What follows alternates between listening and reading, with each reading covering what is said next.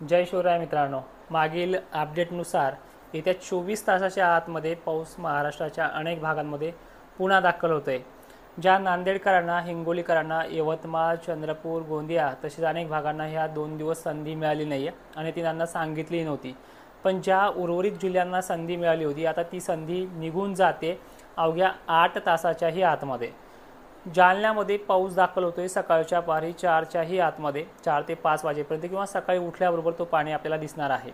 पण एक पूर्व विदर्भाकडनं एक टफ लाईन ह्या लाईव्हच्या वेळेला सुद्धा सरकताना दिसते। त्यामध्ये संध्याकाळच्या वेळेला जनावरे आपल्याला सुरक्षित ठिकाणी बांधायचे आहेत।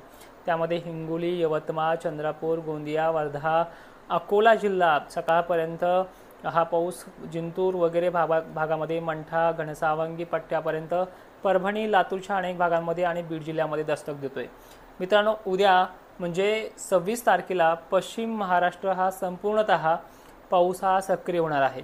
गावगाव व्याप्ती पहिल्या दिवसाची 70% आहे, 30% भागांना तो होणार नाही, पण 27-28ला 100% व्याप्तीचा हा पाऊस येणार आहे। त्या पावसाबद्दल आपण थोडक्यात जाणून घेऊयात। मित्रांनो, ह्या वेळेस अलर्ट आहेत, नदी नाल्यांना पाणी वाईल अशी परिस्थिती आहे। कुठे तर रेड अलर्टचा हद्द पार होणार आहे, ती जिल्हे कोणते आहेत शेवटपर्यंत हा व्हिडिओ पाहण्याचा प्रयत्न करा। तर सरळ आपल्याला 2 दिवसांमध्ये जी काही संधी मिळाली होती पश्चिम महाराष्ट्राला, ती संधी आता 3 दिवस गायब होते। तर एक टप्पा पूर्ण करून घेऊयात। दिनांक 26 तारखेला येणारा पाऊस जो आहे तो मराठवाड्यातल्या सोलापूर, लातूर, बीड, जालना या भागामध्ये अनेक ठिकाणी दस्तक देतोय। पुणे, भिवंडी, मुंबई, कोकण किनारपट्टीसह हा पाऊस 26 तारखेला संध्याकाळपर्यंत अनेक ठिकाणी दस्तक देतोय। कडाष्टी परिसराला 27-28 तारखेला रेड अलर्ट पुन्हा आहे। बीड जिल्ह्यातल्या सर्व तालुक्यांना रेड अलर्ट हा पुन्हा एकदा आहे। सोलापूर, धाराशिव पट्ट्यामध्ये रेड अलर्ट पुन्हा एकदा आहे। त्यानंतर लातूर जिल्ह्यात देखील रेड अलर्टचं प्रमाण वाढत आहे। हिंगोलीकरांना 28 तारीख ही जड जाऊ शकते, म्हणजे रेड अलर्टचं प्रमाण या भागामध्ये जास्त आहे। 27 आणि 28 हे दोन्ही दिवस यांना मोठ्या पावसाची नोंद असणार आहेत। मित्रांनो, या संदर्भात देखील लाईव्ह आपण घेणार आहोत सकाळच्या वेळेला, पण ही माहिती आपण कालही दिलेली आहे आणि आता फेसबुकला देखील आपण तो लाईव्ह घेतलेला आहे। ज्यांना कोणाला फेसबुक अकाउंट माहीत असेल त्यांनी फेसबुकला जाऊन तो व्हिडिओ पाहायचा आहे। खानदेश बाबतीत सांगायचं म्हटलं तर 26 तारखेला खानदेशचा व्याप्तीचा विषय खूप कमी येतोय, 30%च भागांना तो पाऊस होईल, पण तरीही जळगावकरांना, धुळेतल्या काही भागांना, जळगावच्या उत्तरेकडील भागांना त्या पावसाचा समावेश आहे। बुलढाणा देखील जिल्हा या पावसाच्या रडावरती ह्या तारखेला म्हणजे 26 तारखेला पुन्हा एकदा येतोय। 26 तारखेला पहाटपासून होणारा पाऊस हा मराठवाड्यातल्या सर्व जिल्ह्यांना आहे। पश्चिम महाराष्ट्रामध्ये दुपारपर्यंत सर्व भाग व्यापणार आहेत। नाशिकसाठी 3 दिवस रेड अलर्टची भीती आहे। त्यामध्ये 27 तारीख ही नाशिकसारख्या ठिकाणी रात्रीच्या वेळेपर्यंत रेड अलर्ट आहे। त्यामध्ये जळगाव जिल्हा, अहिल्यानगर, बीड, जालना, छत्रपती संभाजीनगर, सोलापूर, धाराशिव, सांगली हे देखील रेड अलर्टवरती आहे। रेड अलर्ट म्हणजे नदी नाले वाहणं, महापूर येणं अशा सगळ्या गोष्टी आहेत।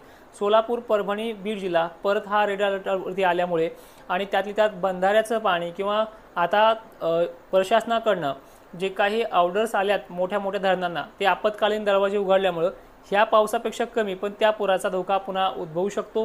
त्यामुळे सतर्क राहा। नदीकाठच्या गावांना ह्या 2 दिवसात पुन्हा अलर्टची भीती आहे, 27 आणि 28 तारखेला।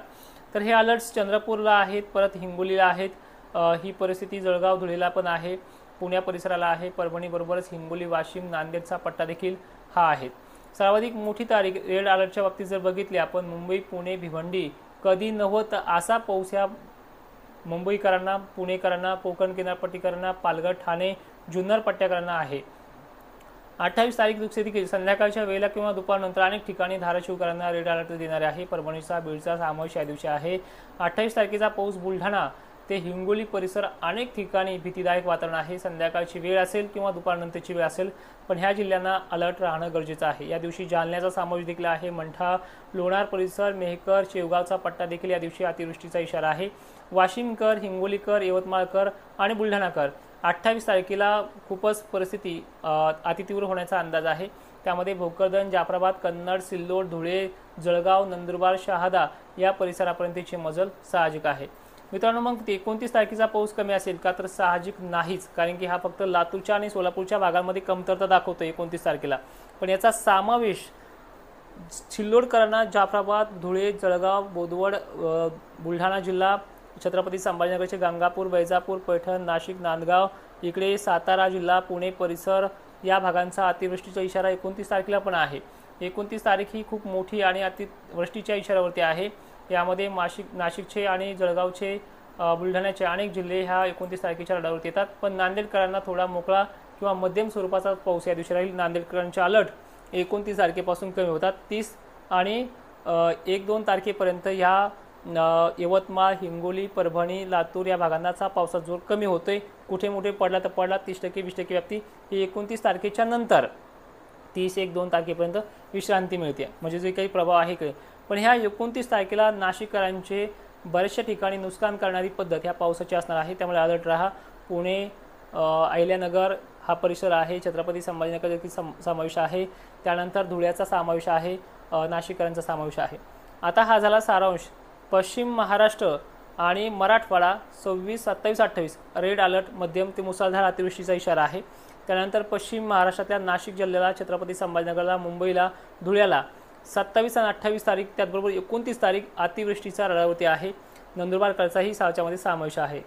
खानदेश संपूर्ण राहील 27ला आणि 28ला 29 पर्यंत। तर विदर्भातला पाऊस आणि पूर्व विदर्भातला पाऊस, म्हणजे पूर्व विदर्भ आणि पूर्व मराठवाडा या भागातला पाऊस 29 तारखेपासूनच्या दुपारनंतर कमी होऊन जाईल। इकडे वाढला, इकडे कमी होणार आहे आणि 30, 1, 2, 3 तारखेपर्यंत पावसाचा जोर हा कमी होऊन जाईल। सगळं पूर्व विदर्भातलं लक्षणं समजले। जी संधी पश्चिम महाराष्ट्राला मिळाली ती मराठवाड्याला, विदर्भाला ह्या 30 आणि 1 तारखेला कमी होऊन जाते आणि ती पाऊस जो आहे तो सुरत मार्गे नंदुरबारकरांना अतिवृष्टीचा धोका देऊन जातोय। आता या 3 आपल्याला पथ्ये काय पाळायचे, म्हणजे ज्या अटी काय पाळायच्यात की आता प्रशासनाकडनं जे काही बंधाऱ्याचं पाणी उपसण्याच्या मार्गावरती आहे, म्हणजे जे काही पाण्याचा प्रवाह सोडणार आहेत गोदापात्रामध्ये किंवा अनेक नद्यांमध्ये, त्यामुळे ह्या पाण्याचा आणि ह्या पाण्याच्या प्रवाहामुळे पुन्हा गावखेड्यामध्ये पाणी शिरण्याची भीती व्यक्त करतोय, त्यामुळे अलर्ट राहा। कांदा उत्पादक ज्यांना बिया टाकायचे, दाणे टाकायचे होते, कांद्याचे रोप टाकायचे होते, त्यांना याच्यामध्ये सतर्क राहावं लागणार आहे। आता तुम्हाला वेळ नाही आहे सध्या 30 तारखेपर्यंत तरी। त्यानंतर ज्या नद्यांना पूर येत आहे लवकर, त्या शेतकऱ्यांनी सतर्क राहायचं आहे। दूध उत्पादक शेतकऱ्यांनी लवकरच आपलं नियोजन करायचं आहे। आणि विशेषतः पश्चिम महाराष्ट्रातल्या ह्या 4 ते 5 जिल्ह्यातल्या मेंढपाळांना अलर्ट आहेत। नाशिक, मुंबईच्या आसपासचे, धुळे, पुणे, सातारा, अहिल्यानगर, छत्रपती संभाजीनगर, धुळे जिल्हा तर आहेच आपण सांगितलं, त्यामध्ये नाशिकच्या सर्व तालुक्यांना अलर्ट आहे। त्यात 27 आणि 28ला मेंढपाळांना बीड जिल्हा, धाराशिव जिल्हा, लातूर जिल्हा या भागांना अलर्ट आहे।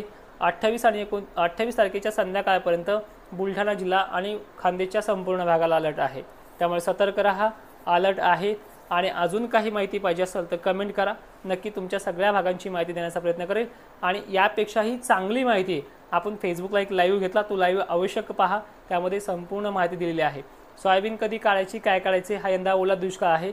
3 दिवस किंवा 2 दिवसाच्या वरती मोठ्या संध्या नाही येतं आणि ही संधी 29 तारखेच्या नंतर मिळणार आहे, ती आपण त्याची माहिती देखील सुरुवातीला दिली आहे। जय शिवराय, धन्यवाद।